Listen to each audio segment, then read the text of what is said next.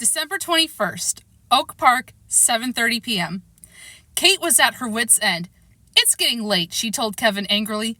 "We're leaving for Paris first thing in the morning, and you're driving everyone crazy." "You're all driving me crazy," Kevin yelled back. Kate pulled him into the upstairs hallway. She took a breath and tried to control her temper. The truth was, she hated punishing any of her kids. If Kevin would just say he was sorry and start to act like a human being instead of a spoiled brat, she would be happy to let him go. "Now listen to me, young man," she said sternly. "There are 15 people in this house, and you're the only one who has to make trouble." "I'm the only one getting picked on," Kevin wailed. "You're the only one acting up," Kate snapped back, feeling her blood begin to boil. "Now get upstairs." "I am upstairs, dummy." That was it. Kate had never felt angrier. How had this monster come into their family? There must have been a mistake at the hospital. Babies were switched or something. Anyway, she knew what she had to do. "Come with me," she said, grabbing him by the collar. "Where?" Kevin gasped. "You know where." Kate pulled open the door at the end of the hallway. A narrow flight of stairs led up to the attic. Kevin's eyes grew large. "The attic?" he whimpered. "Go," Kate pointed up the stairs. Kevin looked up into the attic. It was dark and empty. There were noises up there. "It's scary, Mom." His voice was filled with pleading, but Kate's was filled with resolve. "You should have thought of that before you lost your temper," she scolded. "I'm sorry," Kevin whispered. He thought about throwing himself at her feet and begging for her mercy. "It's too late for that," Kate said firmly. "Now go." Kevin pursed his lips together angrily.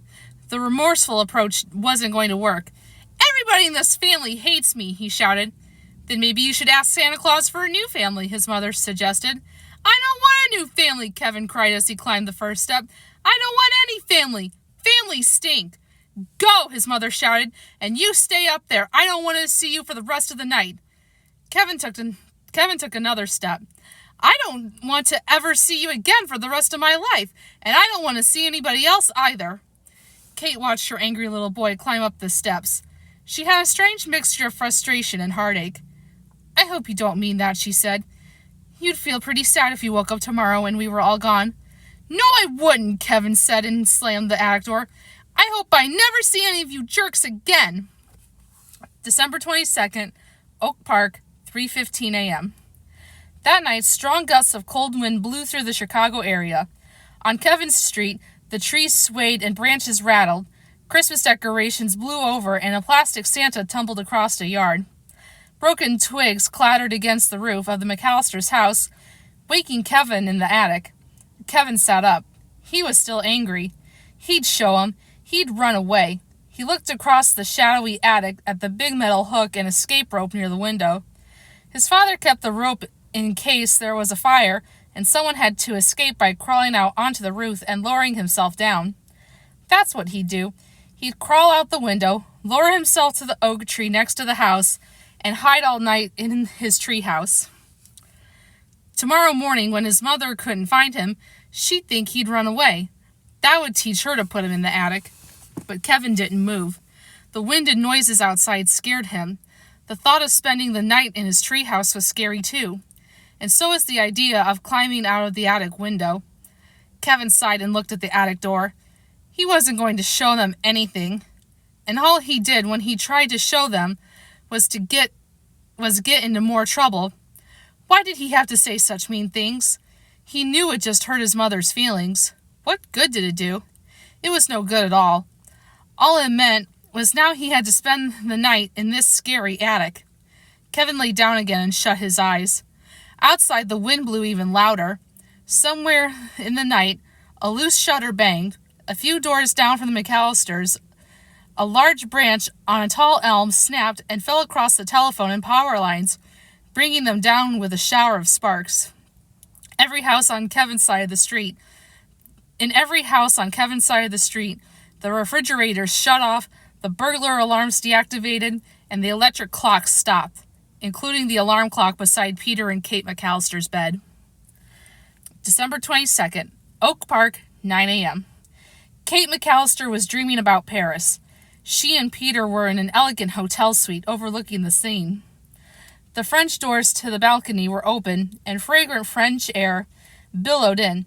Room service had just left a tray of café au lait, fresh croissants, and assorted jams. But someone was knocking loudly on their hotel room door. Why are they knocking so loudly? Kate wondered in her dream. She rolled over in her bed.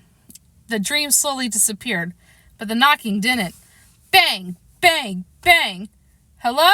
Someone shouted outside. Is anyone there? It's the airport limo. Kate's eyes opened. Airport limo? Oh no! She sat straight up in bed and stared at the alarm clock. 3:17? It couldn't be. It was light outside. Downstairs the banging and shouting continued. The electricity must have gone off during the night. Kate gasped as she shook Peter's shoulder. She grabbed her wristwatch from the night table. The big hand was on the 12. The little hand was on the 9. Peter rubbed his eyes. Hurry, Kate said. We're late. Seconds later, Kate was pulling on her robe and flying through the house like a maniac, shouting and banging on doors as she went. Wake up! Everybody! Up, up! She got to the front door and told the 2 van drivers her family was running a little behind schedule, but they'd be right down. There were 2 other vans parked out on the street. One was from the Commonwealth Power and Light. The other was from the OK Heating and Plumbing Company. But Kate didn't have time to wonder about that now. In bedrooms all over the house, people hurriedly dressed and grabbed their bags. Kate ran back upstairs to dress herself. Heather was coming down the stairs and Kate grabbed her. Heather, you have to do a head count. Make sure everyone's in the vans, Kate said. Then she saw Peter lugging their suitcase out onto the upstairs landing. Have you got the tickets and passports? Kate shouted. I thought you had them, Peter shouted back. I have them, Aunt Leslie squeaked. Yours or ours? Kate shouted. All of them, Aunt Leslie squealed back. I know because they all smell of sour milk. As sleepy-faced kids began to file out of the house, dragging their bags across the lawn to the airport vans, it attracted the attention of little Mitch Murphy, who lived in the house next door. Mitch was 7 years old and about the same size as Kevin. In a few hours, he and his parents would be leaving for Orlando, Florida. But Mitch had some time to kill, and the airport vans looked neat. These vans are cool, Mitch said as he wandered over and watched the van drivers hastily load luggage inside. No way on earth we're going to catch that plane, Uncle Frank wheezed as he came out of the house with a suitcase. Think positive, said Peter. Mitch stuck his head in one of the vans. He had never seen one so long. You could get a whole baseball team inside. Frank, Aunt Leslie was shouting. Do you have the money? Darn, Frank mumbled and jogged back inside. I left it upstairs. Come on, everyone, Heather shouted. Line up so I can get a count. The kids gathered beside the van. Mitch Murphy was there too, looking inside. Cool dashboard, he thought. 1, 2, 3, 4. Heather quickly began to count the kids, including Mitch, whose back was turned so she couldn't see his face. 93, 605, 11 trillion, Buzz yelled. Don't be a moron, Buzz, Heather snapped. She finished the head count. Everyone was there. Okay, get in. Half in this van, half in the other. All the kids climbed into the vans. Mitch Murphy turned around and headed back to his house. A moment later, Kate locked the front door and ran toward the lead van. Heather, she gasped. You counted everyone? 11 kids, including me, Heather replied. 6 girls, 5 boys, 4 parents, 2 drivers, and a partridge in a pear tree. Great, said Kate. She was just about to climb into the airport van when a man from the Commonwealth Power and Light came by. He was wearing a blue hard hat. Excuse me, ma'am, he said. I'm sorry, Kate said quickly as she got into the van, but I'm really in a rush. I have a plane to catch. I just wanted to say that the power's fixed, the man said, but the phone lines were torn up real bad. It'll probably take the phone company a couple of days to fix your phones. But the airport van was already rolling down the driveway. Across the street in the OK Heating and Plumbing van, Marv and Harry watched the 2 airport vans speed away. Harry grinned and his gold tooth glinted.